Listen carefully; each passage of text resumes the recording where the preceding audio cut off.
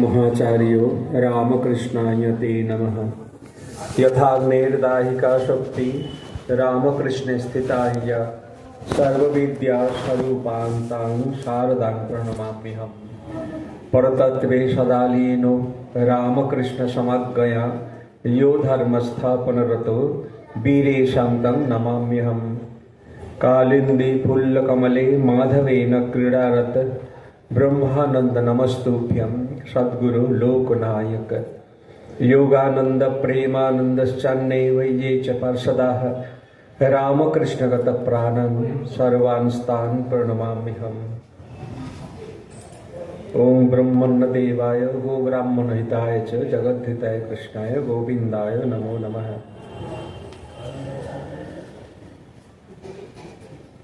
आज के খড়দহ রামকৃষ্ণ সেবাশ্রম মনে হয় নামটি, তাদের বার্ষিক অনুষ্ঠানে আসতে পেরে খুব ভালো লাগছে। এই অনুষ্ঠানে আসার জন্যে, আমন্ত্রণ করার জন্যে আমি এই আশ্রমের সঙ্গে যারা বিশেষ করে ম্যানেজিং কমিটির যারা সদস্য তাদেরকে আমার আন্তরিক শুভেচ্ছা শ্রদ্ধা কৃতজ্ঞতা জানাই। অন্যান্য সদস্যবৃন্দ এবং অনুরাগী ভক্তবৃন্দ, শ্রীরামকৃষ্ণ, মা শারদা এবং স্বামীজির ভক্তবৃন্দ যারা এসেছেন তাদেরকেও আমার আন্তরিক শ্রদ্ধা, নমস্কার, শুভেচ্ছা। এখানে বলা হয়েছে যে ধর্ম প্রসঙ্গ বক্তৃতা। এই ধর্ম কাকে বলে এটি একটু জানা মনে হয় আমাদের দরকার। কারণ এরকমটা দেখা যায় যে ধর্ম নিয়ে তো আমাদের খুব মাতামাতি, খুব চলতেও হয়। ধর্ম আমাদের রক্তে রয়েছে, সব মানুষের মধ্যেই রয়েছে।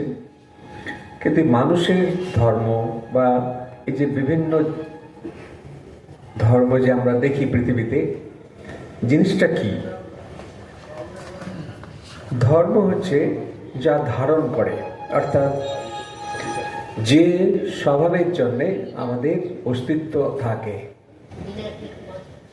যারা সায়েন্সের ছাত্র তারা জানতে পারবেন, সায়েন্সের স্টুডেন্টরা, যে ভৌতিক ধর্ম আর রাসায়নিক ধর্ম, পদার্থের ধর্ম, এই দুটো।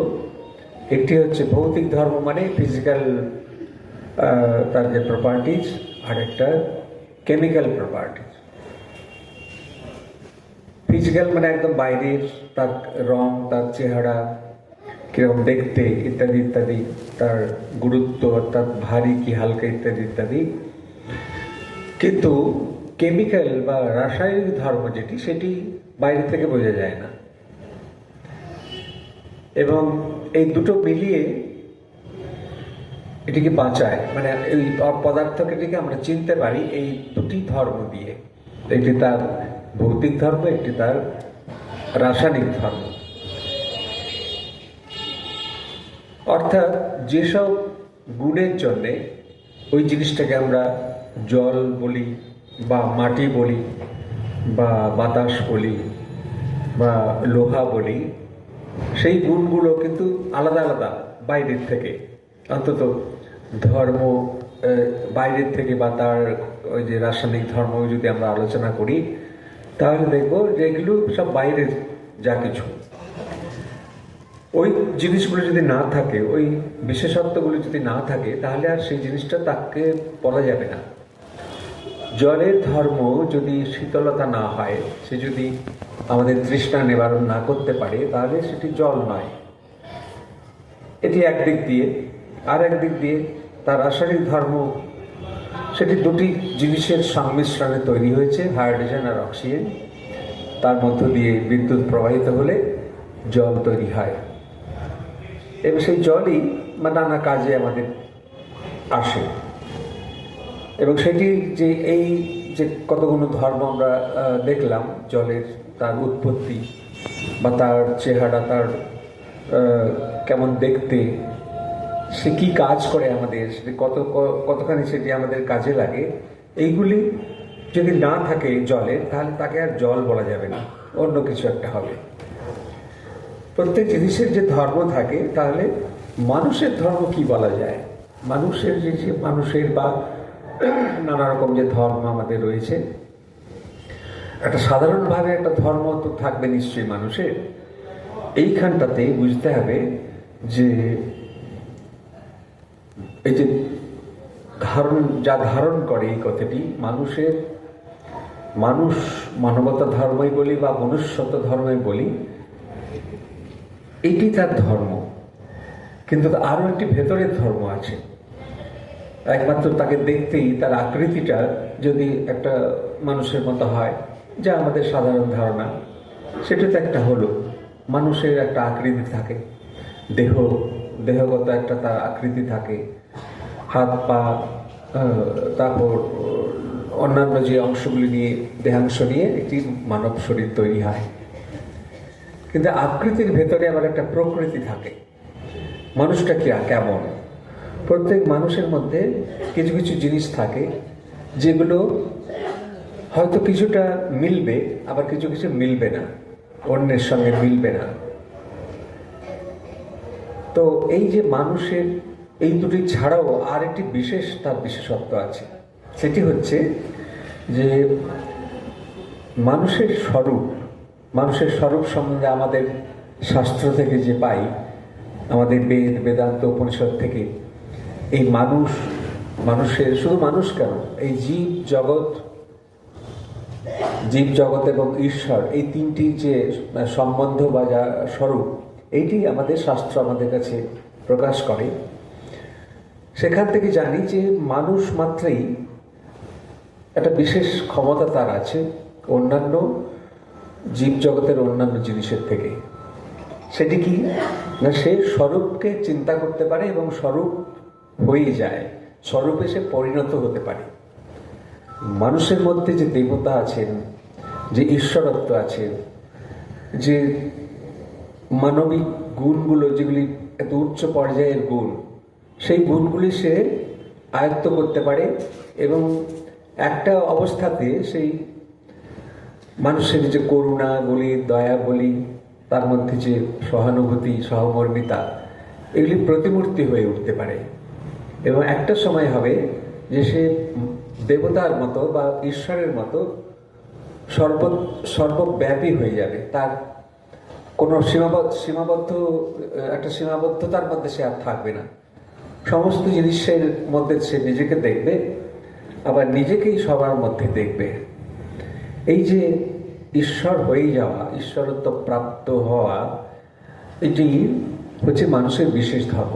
এটি কিন্তু অন্যান্য কোনো জীব, কোনো প্রাণীর বা কোনো যা বস্তু জগতের কোনো কিছু এই ধর্ম এইটা থাকে না।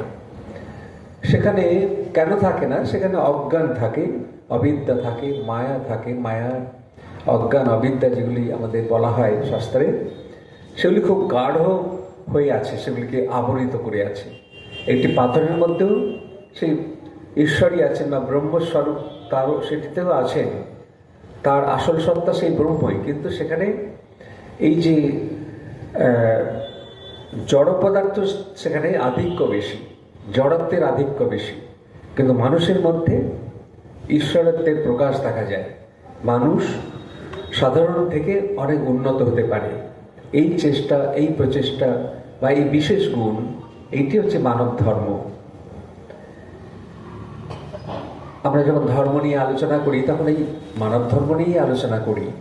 এই যে বিভিন্ন রকম হিন্দু ধর্ম, ইসলাম ধর্ম, পার্সি, শিখ বা আমাদের খ্রিস্ট ধর্ম ইত্যাদি সব বিভিন্ন ভাগ হয়ে আছে।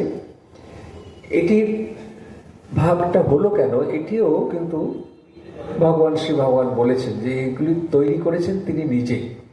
অর্থাৎ মানুষ তো একরকম নয়, মানুষের মধ্যে বৈচিত্র্য থাকবে। সৃষ্টির মধ্যে বৈচিত্র্য না হলে সৃষ্টি হয় না। যদি সবাই একরকম হয়, সব কিছুই, ইট, কাঠ, বালি, পাথর, মানুষ, পশু, পক্ষী, লতা পাতা, পাহাড় পর্বত সব একরকম হলো যদি হয়ে যায়, তাহলে কি হবে? সেখানে সৃষ্টি বলা যাবে না। একটাই তো জিনিস আছে। সৃষ্টির মূল কথা হচ্ছে সেখানে বৈচিত্র্য থাকবে। এই বৈচিত্র্যের মধ্যেও একটা কিছু জিনিস আছে যেখানে সেটা হচ্ছে সাধারণভাবে সবার মধ্যে থাকবে। এইটি আমাদের শাস্ত্রমুখে বলা হয়। যারা অন্তরে ডুব দেন, অন্তরে ঢুকতে চেষ্টা করেন, তারা সেই জগতের সন্ধান পান। এই যে বহির্বিশ্ব বা বহির্জগৎ আমরা দেখছি, সেখানে নানা রকম বৈচিত্র্য আমরা দেখি, নানা রকম সৃষ্টির যে বৈচিত্র্য, তা সেখানে কত রকম দেখছি। কিন্তু যখন সত্যকে জানতে হয়, বহির্বিশ্বকে আমি একটু অবলম্বন করে সত্যকে জানার চেষ্টা করতে পারি। যে আচ্ছা, এই যে দেখছি চোখের সামনে, যা আবার কিছু দিন পরে সেটা পরিবর্তন হয়ে যাচ্ছে, কিংবা একদম সরেই গেল, চোখের থেকে একদম ভ্যানিশ হয়ে গেল। ভ্যানিশ মানে আস্তে আস্তে সেটি নষ্ট হয়ে গেল, নষ্টই হয়ে গেল। এরকম কোনো জিনিস তো নেই যেটি চিরস্থায়ী। এই চিরস্থায়ী জিনিসটা নিশ্চয় একটা আছে। আমরা যে পরিবর্তন দেখছি, বা যে এই পরিবর্তনটাকে দেখছে, যিনি দ্রষ্টা, আমরা যে অনুভব করছি, অনুভবকর্তা, সে কিন্তু স্থির আছে সব সময়। এই সবসময় স্থির থেকে এই সব কিছু দেখছে, দৃশ্য দেখছে। দৃশ্য বিবেক বলে আমাদের বেদান্তে একটি কথা আছে, যে একমাত্র দ্রষ্টা যিনি দেখছেন, আর সবকিছুই দৃশ্য, অর্থাৎ যিনি দেখছেন যা কিছু বাইরে। এই যে দৃশ্য, এই দৃশ্যটাকে আমরা বলি অনিত্য। এই দৃশ্য যা কিছু দেখছি, এটি নশ্বর, এটি থাকবে না, এটি পরিবর্তনশীল। কিন্তু যিনি দ্রষ্টা, যিনি দৃক মানে দ্রষ্টা, তিনি কিন্তু সবসময় আছেন, নাহলে কে দেখবে? ওইটি হচ্ছে স্থায়ী বস্তু, ওইটি হচ্ছে নিত্য বস্তু। ঠাকুরের কথায় নিত্য আর অনিত্যকে বিচার করতে হয়।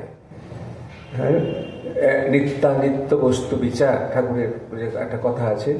তো এই হচ্ছে নিত্য, হচ্ছে ওই ঈশ্বর বা ভগবান বা আত্মা, পরমাত্মা যাই বলি, ব্রহ্ম। আর হচ্ছে সব কিছু অনিত্য বা নশ্বর, যা কিছু আমরা দেখছি। তো সেই নিত্যে পৌঁছনোই হচ্ছে আমাদের কাজ। ঠাকুর বারবার বলছেন, মনুষ্য জীবনের উদ্দেশ্য ঈশ্বর লাভ, ভগবত দর্শন, কথাটা বলছেন। অর্থাৎ ওই দিকেই আমাদের সমস্ত কিছু যেন চেষ্টা থাকবে, ওই নিজের স্বরূপের সন্ধানে। কে প্রকৃতপক্ষে আমি কে? আমার তো শরীরটা আমি নই, মনটা আমি নই, বুদ্ধিও আমার নয়। আমি একরকম ছিলাম, আস্তে আস্তে বয়স বাড়ছে, এক সময় বৃদ্ধ হলাম, চলেই গেলাম। তো এইটা শরীরটা আমি নই।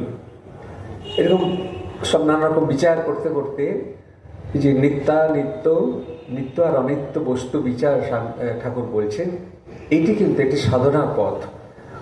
এই যে ভগবত দর্শনের একটা পথ হচ্ছে এই বিচার। অনেক পথের কথাই ঠাকুর বলেছেন, যে কিভাবে অগ্রসর হতে হবে। ঠাকুর যখন দক্ষিণেশ্বরে আছেন, তার সাধন কাল হয়ে গেল 12 বছর, তিনি দীর্ঘ সাধনা করলেন। এবং যেহেতু দেবালয়, কালী মন্দির, রানী রাসমণির দেবালয়, সেখানে বহু মানুষ আসতেন, তাদের মধ্যে অনেক পণ্ডিত আসতেন, সাধক আসতেন, খুব উচ্চকোটির সাধকরাও আসতেন, খুব যারা মান্যতা পেয়েছেন সমাজে সেরকম পণ্ডিতও আসতেন। ঠাকুরের সম্বন্ধে তারা শুনেছিলেন হয়তো অল্প বিস্তর, কিন্তু যখন তাকে দেখলেন, তার ওই ছোট্ট ঘরে শ্রীরামকৃষ্ণকে, এবং তার কাছ থেকে যেসব কথা তারা শুনলেন, তারা সবাই অভিভূত হলেন। অবাক কাণ্ড, এটা একজন সামান্য পূজারী, কিন্তু এর মুখ থেকে তো বেরোচ্ছে সব শাস্ত্রের কথা। শাস্ত্রে যেসব জটিল কথা, যেগুলি বোঝা খুব কঠিন, অত্যন্ত তীক্ষ্ণ বুদ্ধি না হলে যেগুলো বোঝা যায় না, সেই সব কথা এমনিতে বেশ সহজ সরল উদাহরণের মাধ্যমে বলে যাচ্ছেন, এবং সাবলীলভাবে, কোনোরকম তাকে ভাবতেই হচ্ছে না কি করে সম্ভব হচ্ছে। তারা সব অবাক হয়ে যেতেন, বিস্ময়াবিষ্ট হতেন। এবং যারা আসতেন তার কাছে, বারে বারে তারা আসতেন। ঠাকুরের একটা ভক্তমণ্ডলী ছিল, যারা শ্রী রামকৃষ্ণ কথামৃত বা লীলা প্রসঙ্গ পড়েছেন, সেখানে দেখবেন যে ঠাকুরের সাধনকালের ঠিক পরে পরেই, অর্থাৎ এই 72-73, ওই সময় থেকে তার কাছে সব পণ্ডিত সাধক এরা সব এসেছেন। 75 সালে, 1875-এ কেশব সেনের সঙ্গে ঠাকুরের সাক্ষাৎকার হলো ওই এখন যেখানে বেলঘুরে জেনিথ হসপিটাল, ওইখানে জয়গোপাল সেনের বাগান বাড়ি ছিল।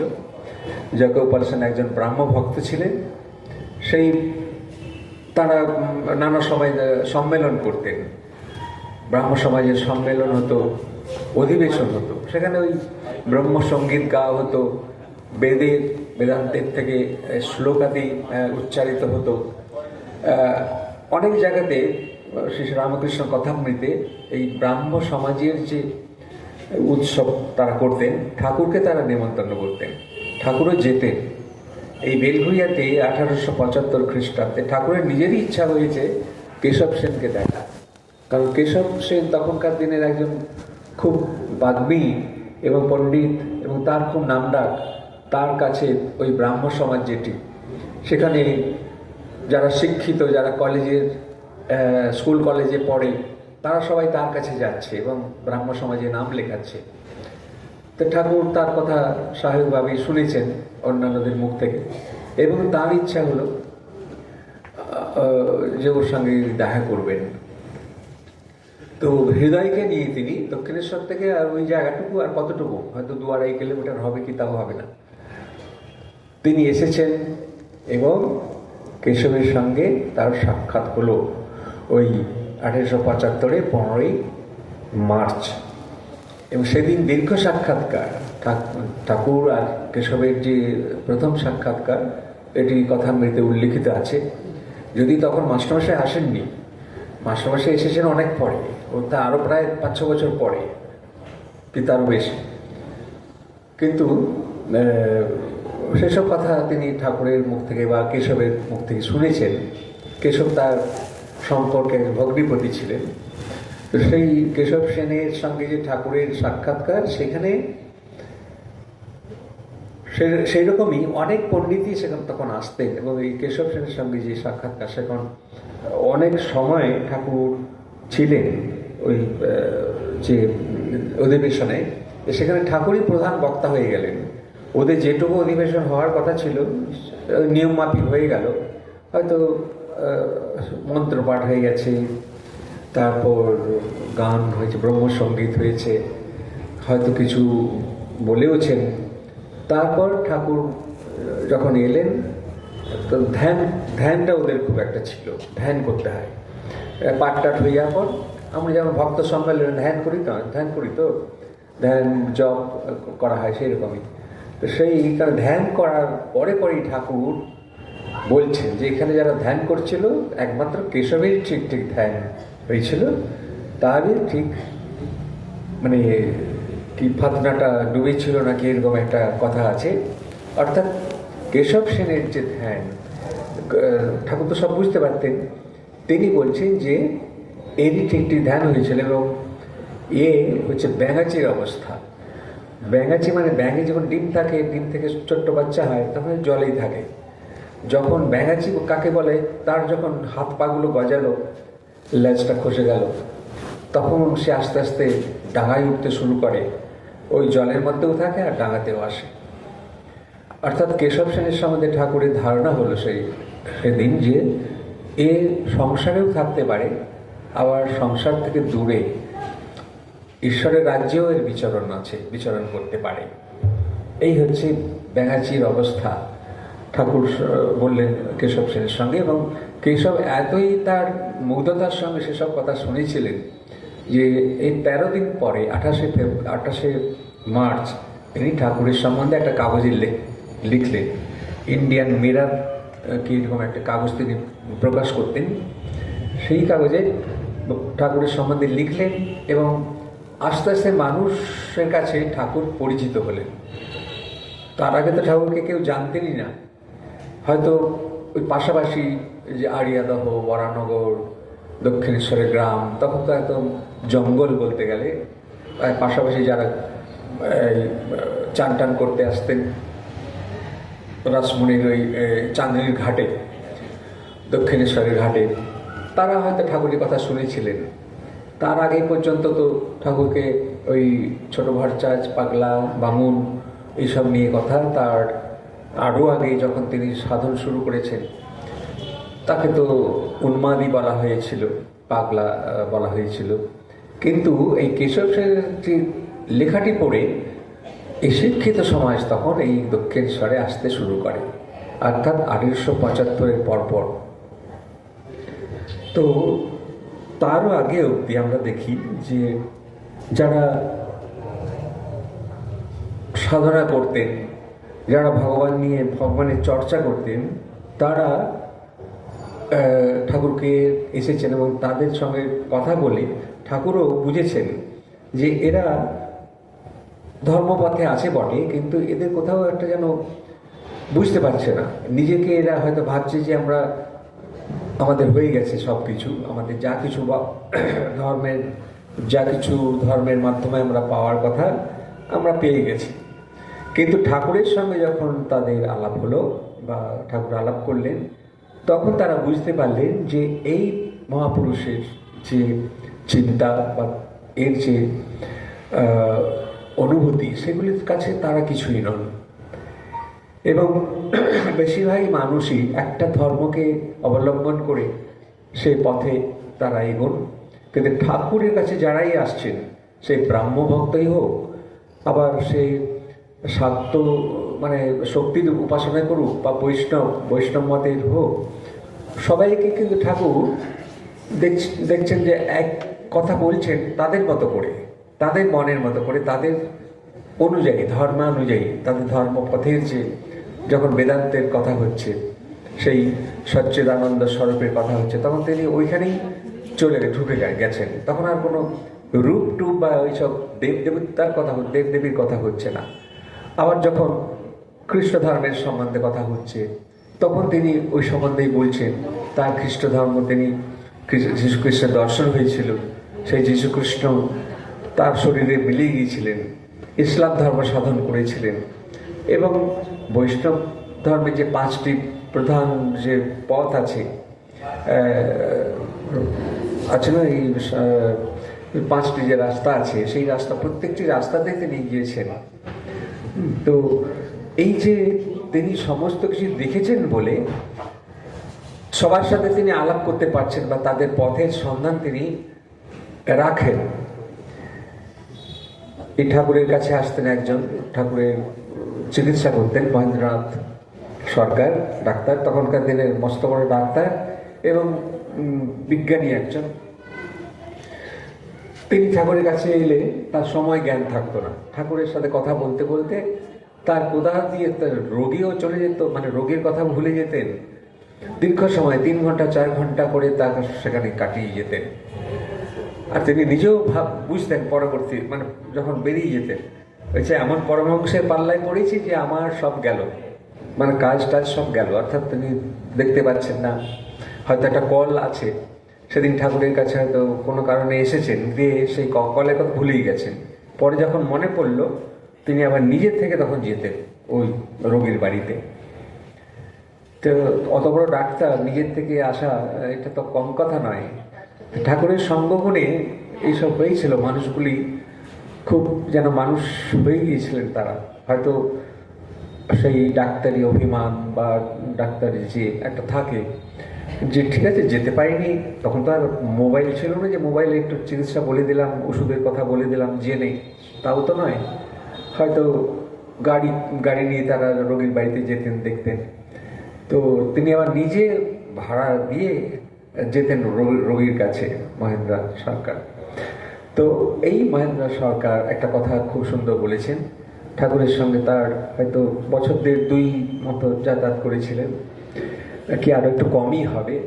তো সেই বলেছিলেন যে শ্রীরামকৃষ্ণের কথা আমাদের প্রাণে এত কেন লাগে, তিনি যা বলছেন সেটা আমরা বিশ্বাস করতে হচ্ছে, অবিশ্বাসের কথা সেখানে তিনি হচ্ছে না। কেন হচ্ছে এরকম না, কারণ তিনি একজন অনুভূতি সম্পন্ন মানুষ।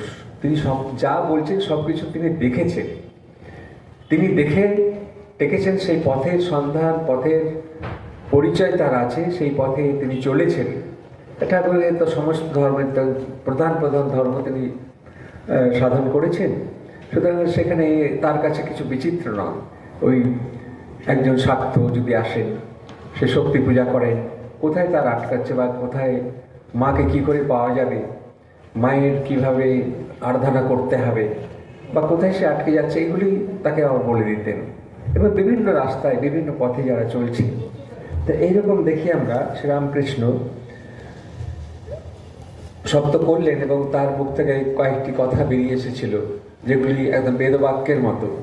বেদে যেমন বলা হয়েছে যে একম সৎ বিপ্রা বহুধা বদন্তি, সেই সৎ বস্তু, সেই পরম সত্য, তিনি একটাই।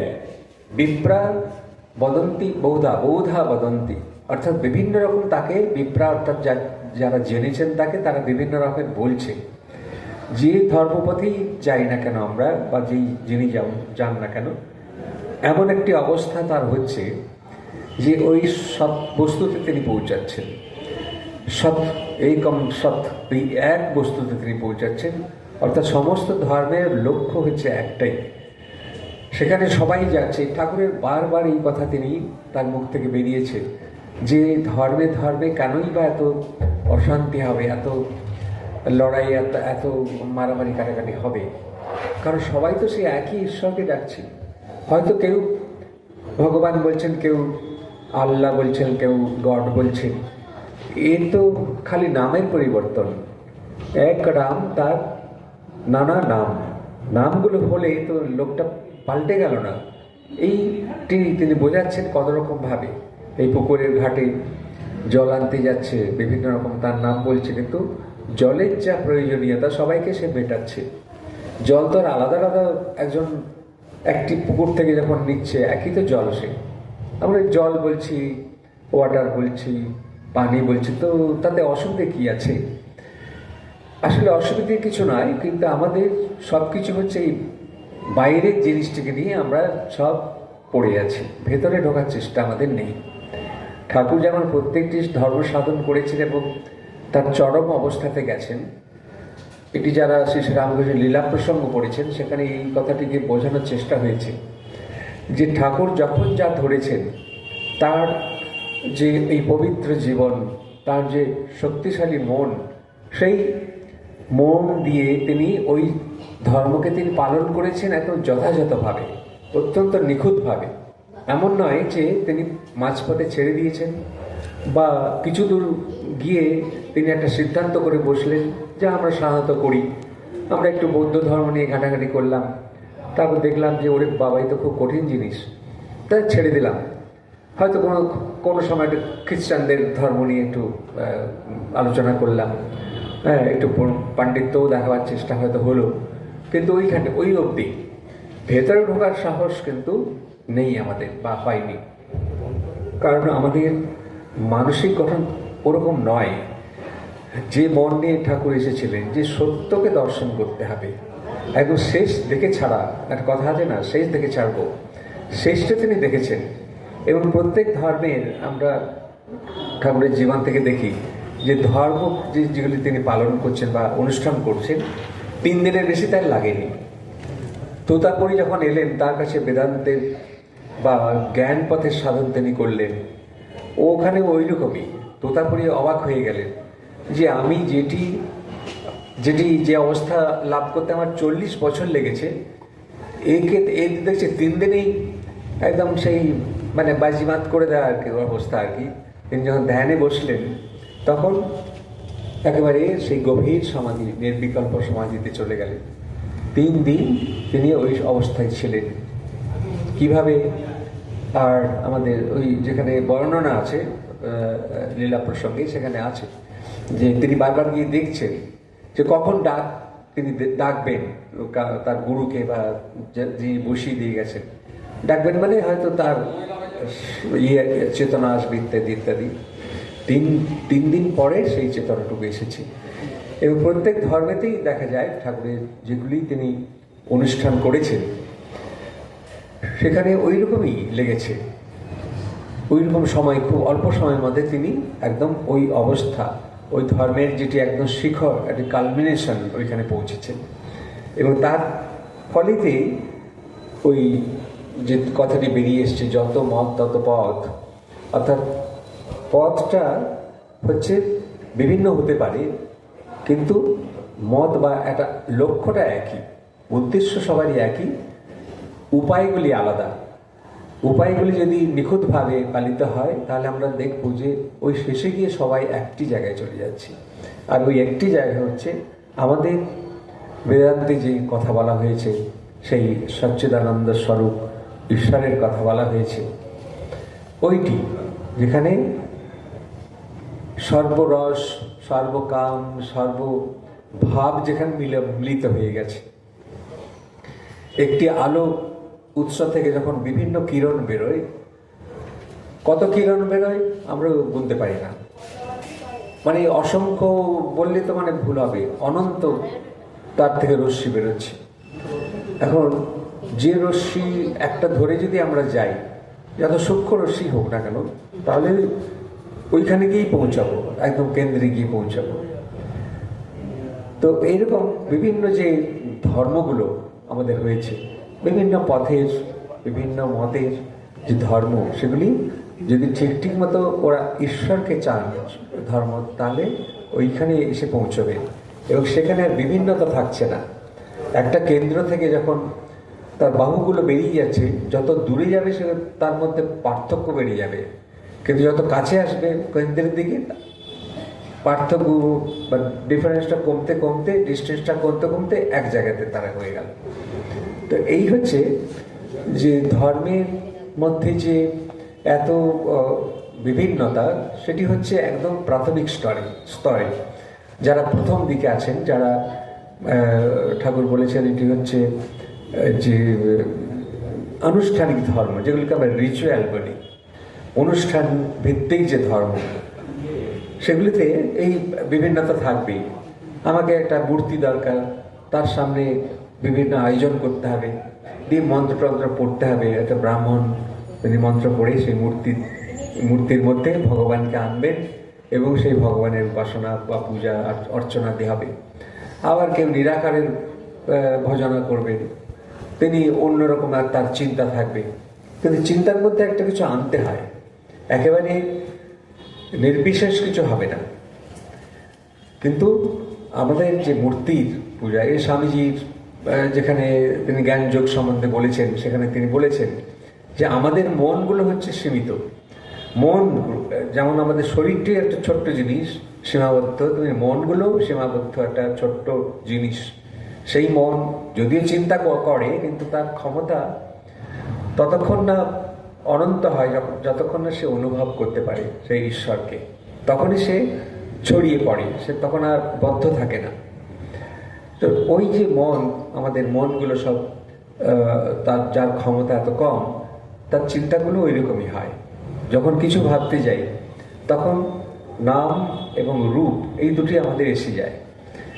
যে কোনো একটা জিনিসকে যদি আমরা ভাবতে যাই, নাম এবং রূপ তার থাকবেই। আর যদি সেটি অমূর্ত হয়, তাহলে সেটি একটা ভাব বস্তুতে চলে গেল।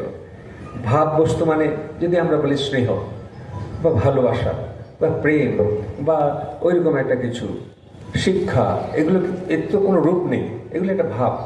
এসব ঠিক আছে, কিন্তু একটা নাম, কারোর নাম যদি বলি, কোনো একটা বস্তুর নাম বলি, তখন রূপটাও চলে আসে। তো রূপটা যদি ভগবানের কথা আমরা চিন্তা করব, তখন ভগবানের একটা রূপও আমাদের মধ্যে আসে। হয়তো মানুষকে রূপ চিন্তা করতে ভালোবাসবে। স্বামীজি যেমন আছে যে একটা গরু যদি ভগবানের কথা চিন্তা করতে যায়, তাহলে সে একটা মস্ত বড় সুন্দর গরুর কথা সে চিন্তা করবে। এরকম প্রত্যেকটা তিনি বলছেন যে মানুষ যদি ভগবানকে চিন্তা করতে হয়, সেখানে একটা সম্পূর্ণ মানুষ, যার মধ্যে যিনি হবেন একবারে নিখুঁত মানুষ, তিনি তার চেহারার মধ্যে তার যে অন্তরের ঐশ্বর্যগুলো একদম পরিপূর্ণভাবে থাকবে।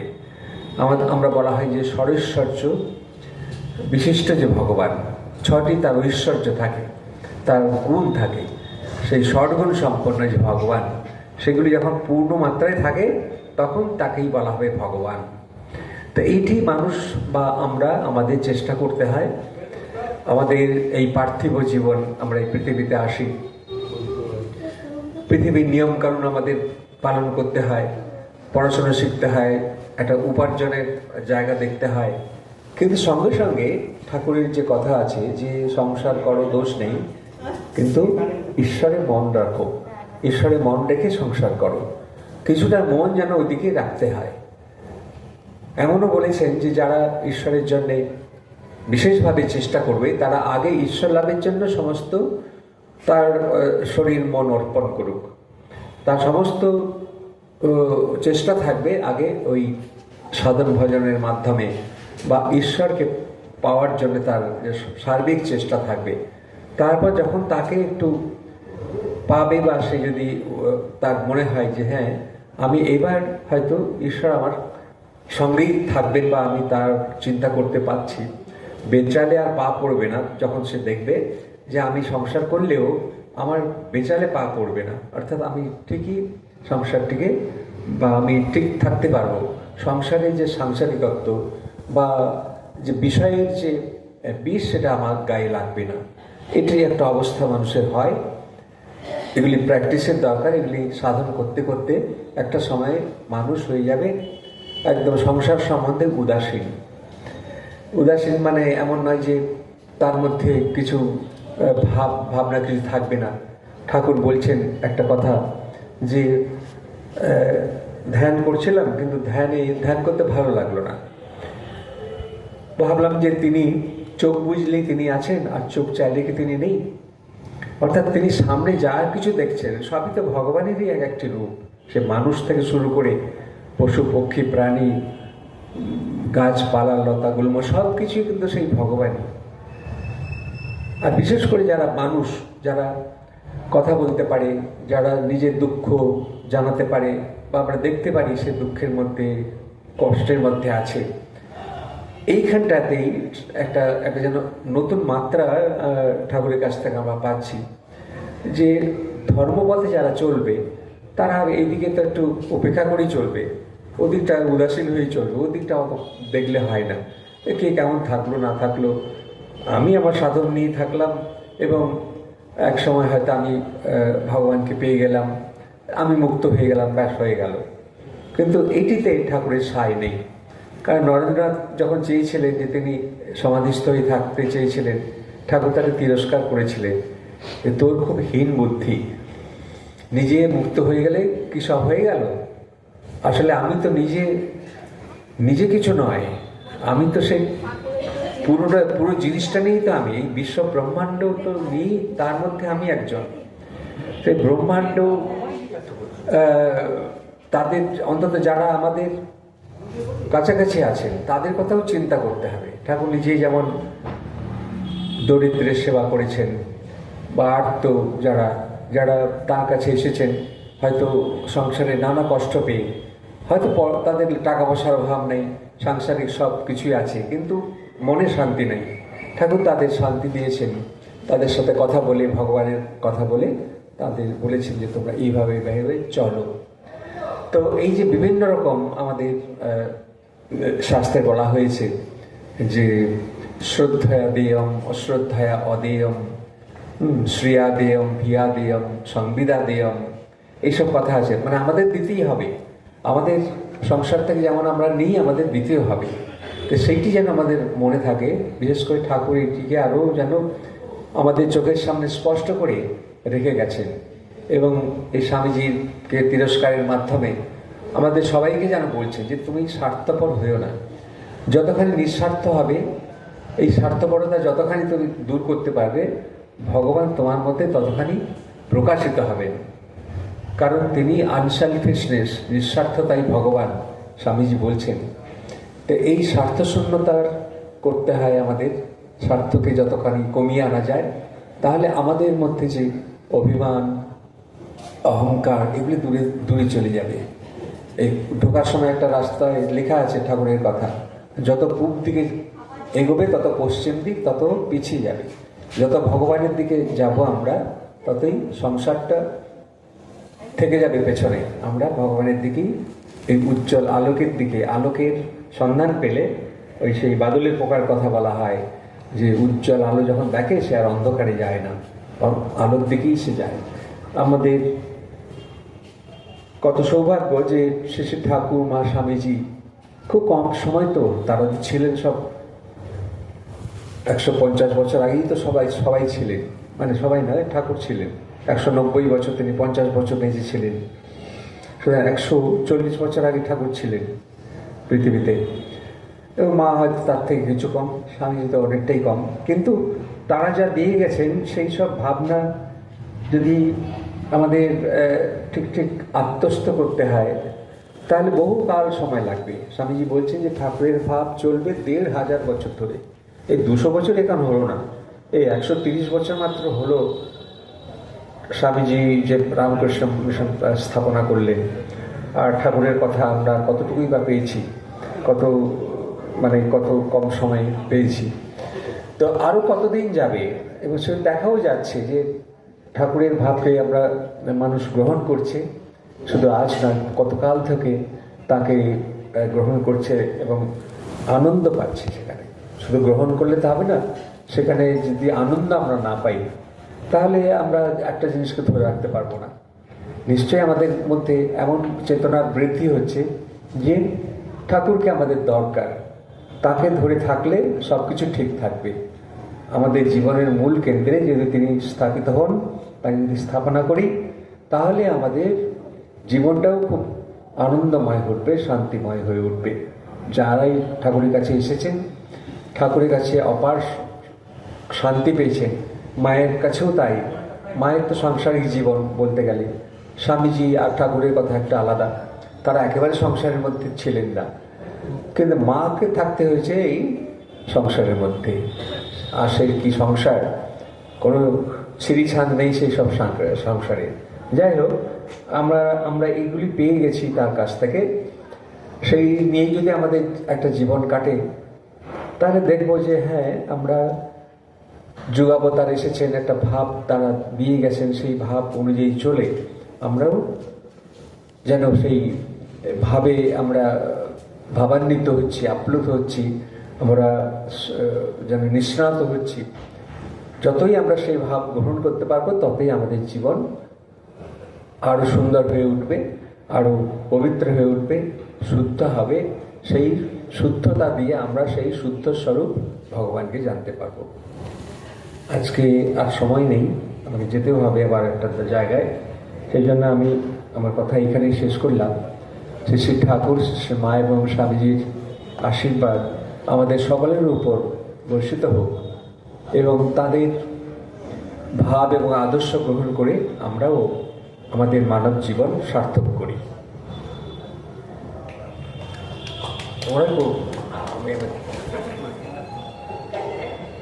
এখানে দিতে হবে।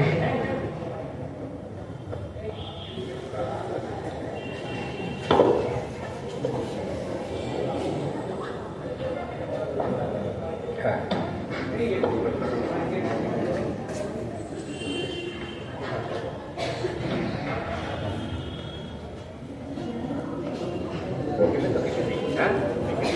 না এখানে না না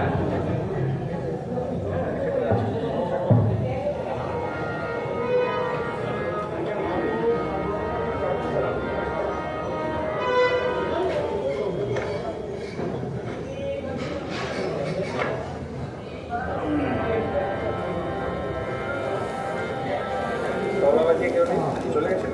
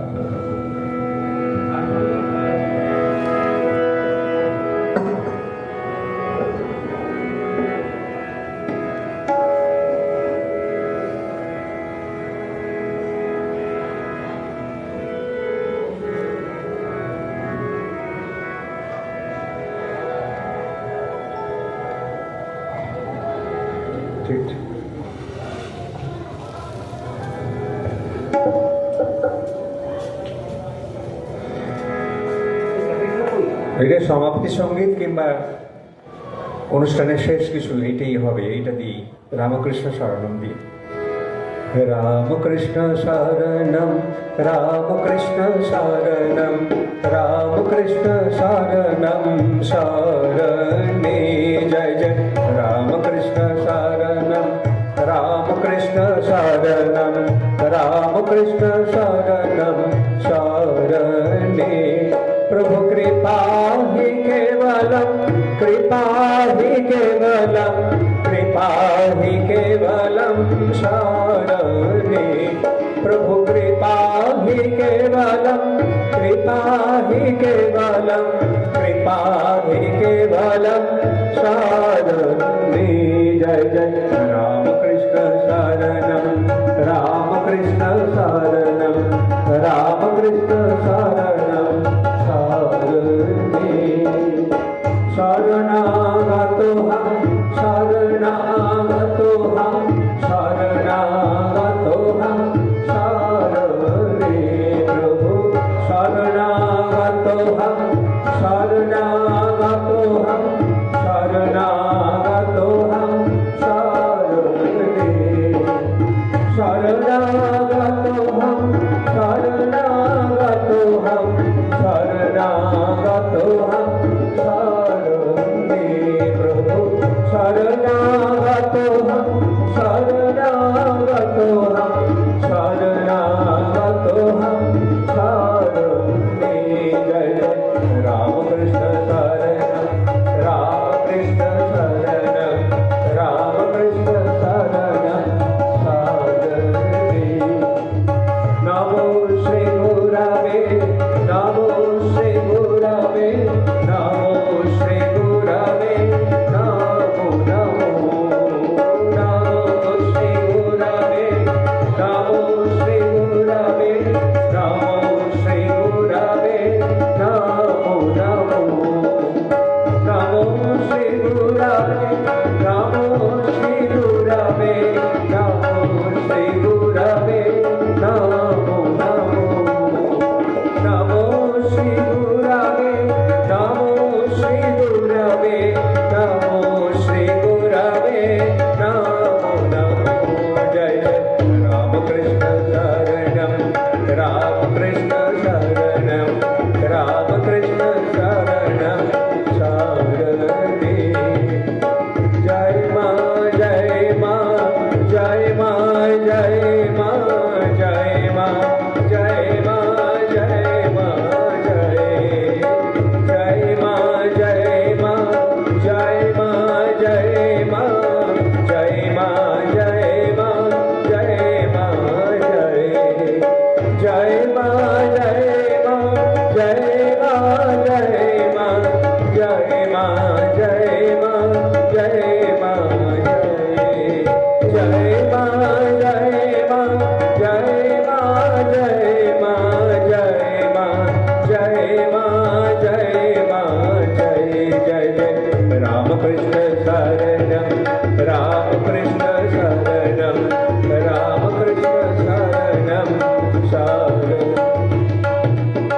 रामकृष्ण रामकृष्ण जय जय रामकृष्ण रामकृष्ण रामकृष्ण जय जय रामकृष्ण रामकृष्ण रामकृष्ण जय जय रामकृष्ण रामकृष्ण रामकृष्ण जय जय रामकृष्ण रामकृष्ण रामकृष्ण जय जय रामकृष्ण रामकृष्ण रामकृष्ण जय जय रामकृष्ण रामकृष्ण रामकृष्ण जय जय रामकृष्ण रामकृष्ण रामकृष्ण जय जय रामकृष्ण रामकृष्ण शरणम रामकृष्ण शरणम रामकृष्ण शरणम शरणे जय जय राम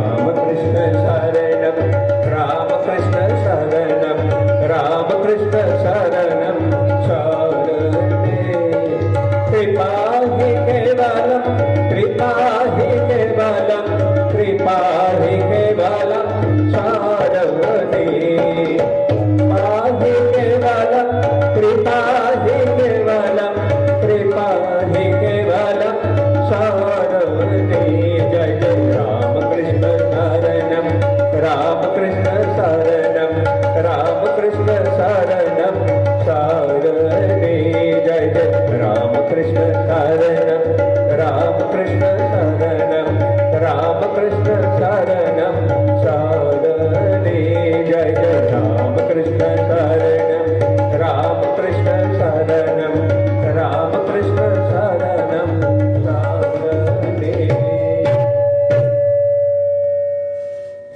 ॐ शान्तिः शान्तिः शान्तिः